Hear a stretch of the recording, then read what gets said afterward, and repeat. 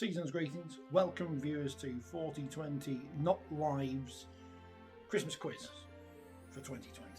Too many 20s in that sentence. There was going to be loads of rounds, but I can't be bothered doing them. And as I've got a bit of a chest infection, it's not the COVID. Don't worry, you can't catch it from watching videos on the internet.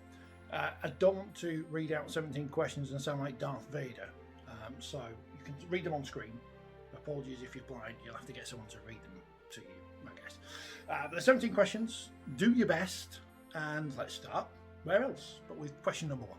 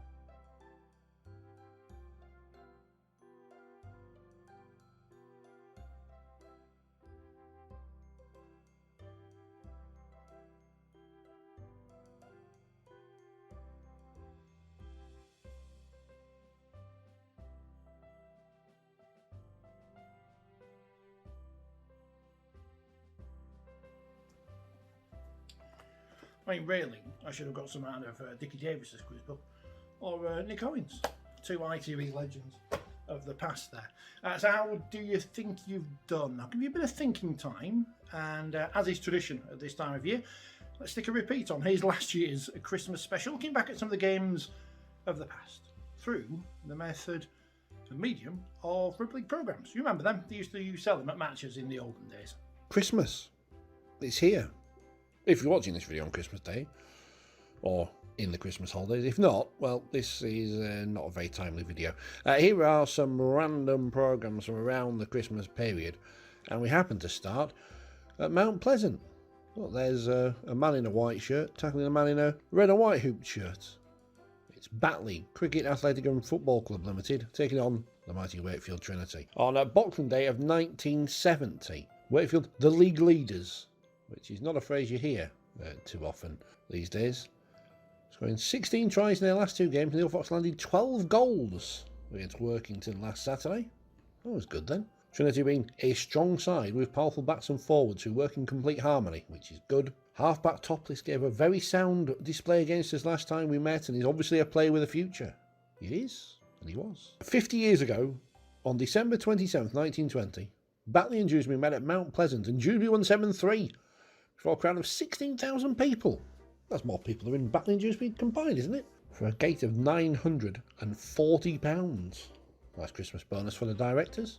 Good news from the Christmas shop. 23 quid made for Batley this year. And £5, 11 shillings and 7 pence at the jumble sale.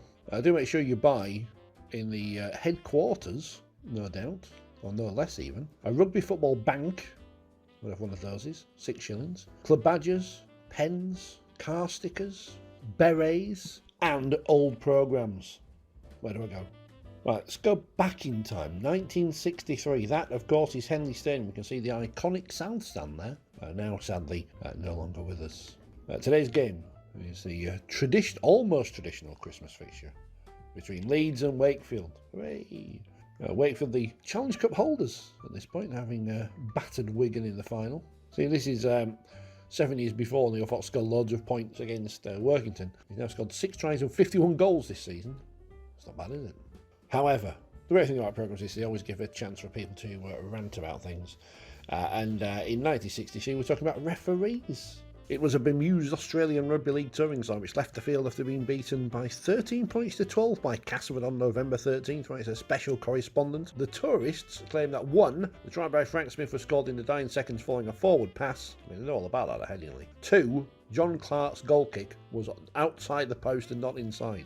How is it that the Rugby League game leaves so much to chance? Knock-on, forward passes, offside obstruction, and sometimes a touch infringement going undetected. I've seen more goals allowed in this land when the reverse should have been applied. I mean, surely that's not true. Surely most goals are goals. Those of us who remember the Barrow-Workington semi-final of 1952 recall the incident when Pearson was dragged back after crossing the Cumbrians line not far from the post. It would have meant that Barrow were robbed of a place in the final and possibly the cup at Wembley for the town beat Featherstone Rovers. That's anti-Featherstone bias there from Leeds. Free tobacco. The late Laurie Thorpe had charge of the game, and I feel that he was unsighted. There was a ruck of players in his way, and being a little chap, he could not see through the collection of bodies, arms and legs. The Barrow supporters near the spot were incensed when the try was disallowed, and I made it quite clear in a report later that the Barrow were most unlucky in not appearing in the final.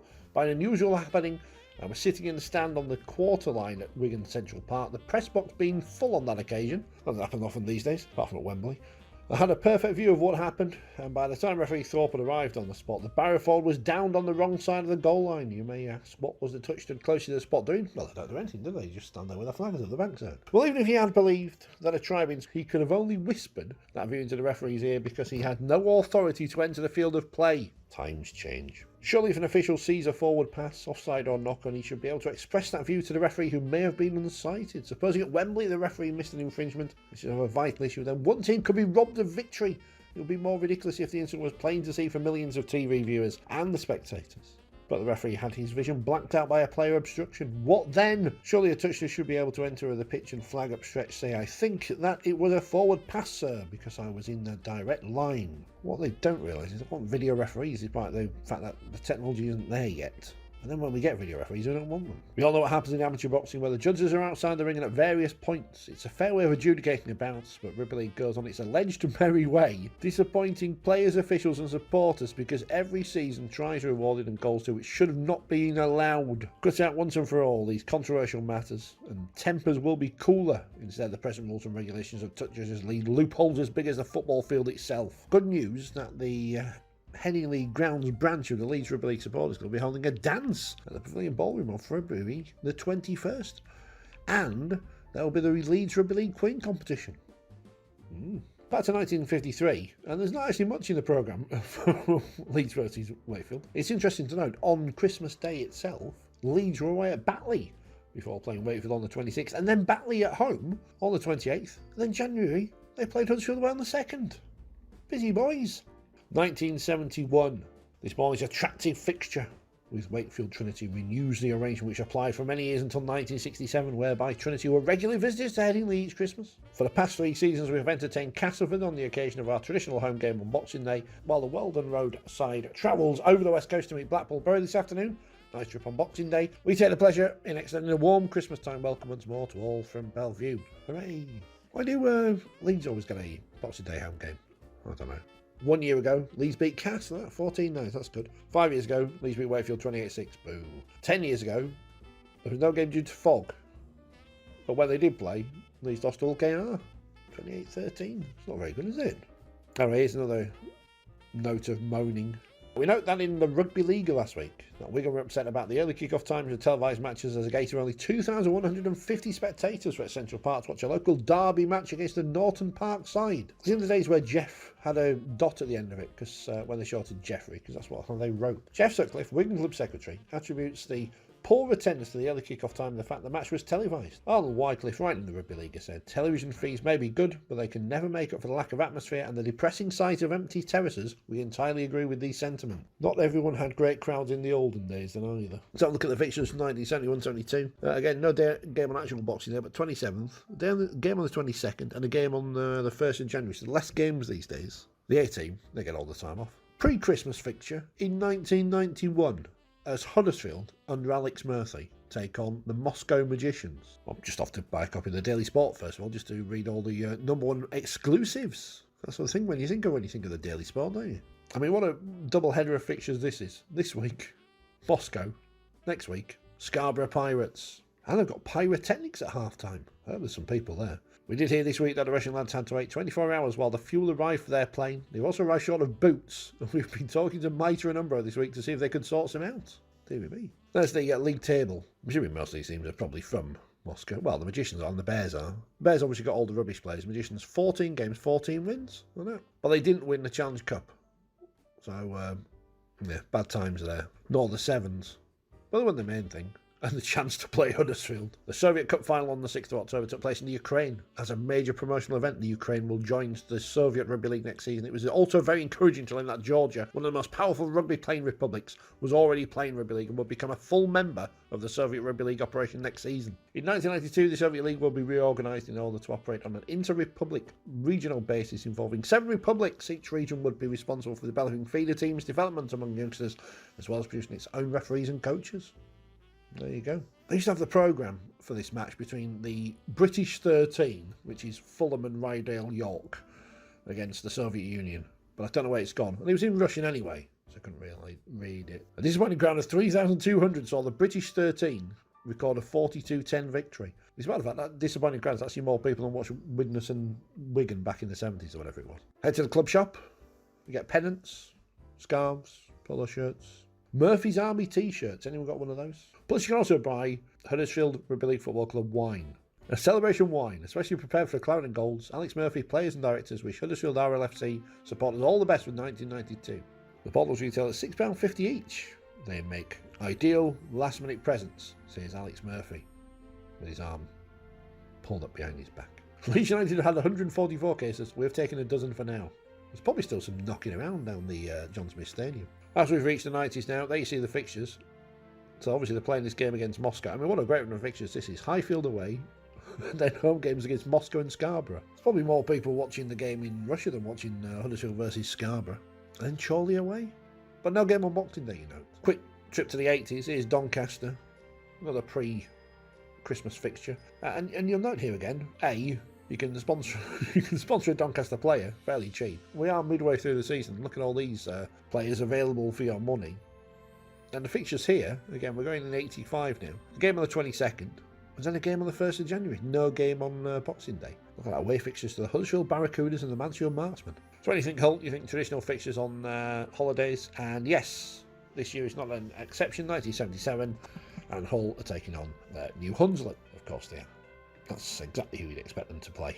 And again, we've reached the 70s. Game on 27th, game on the 1st of January, both against New Hunslet. But surely they could have played someone a bit closer than New Hunslet.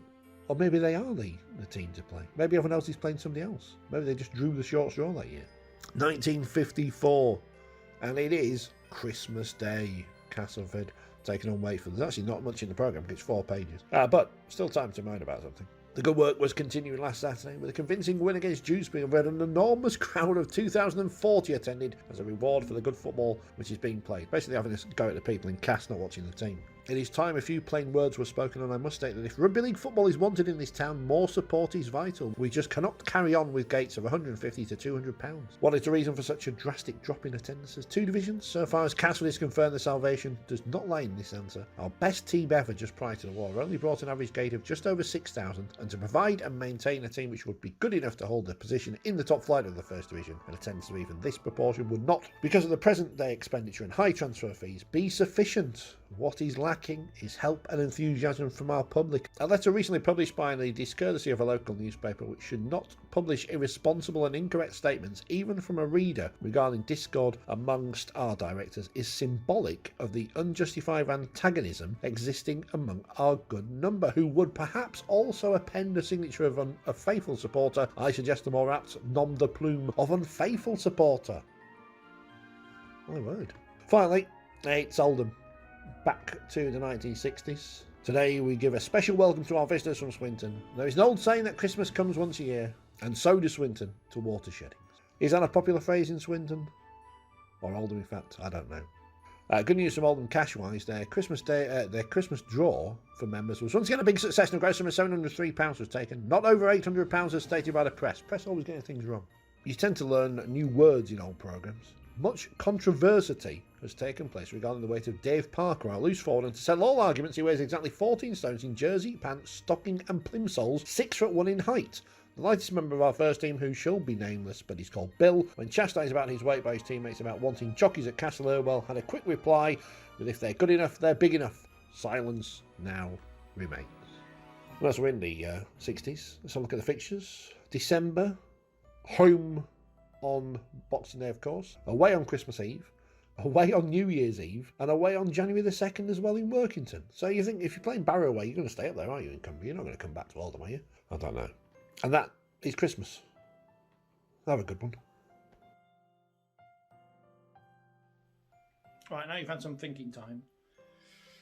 Some tricky ones in there. Fiendish, I know. How did you do? Let's find out. Let's get the answers.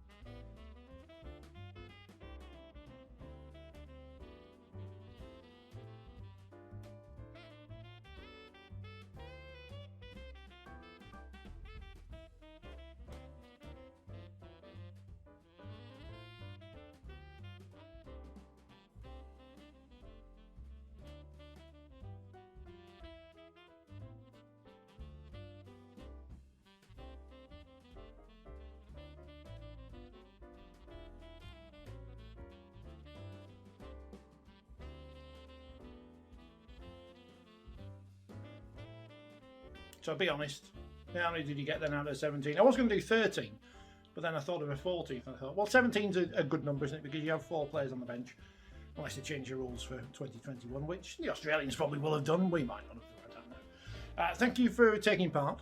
If you enjoyed this, we could do another one over New Year. I don't know. It takes so much effort to do. I mean, I'll put more effort into putting the books out. You can't even see what they are.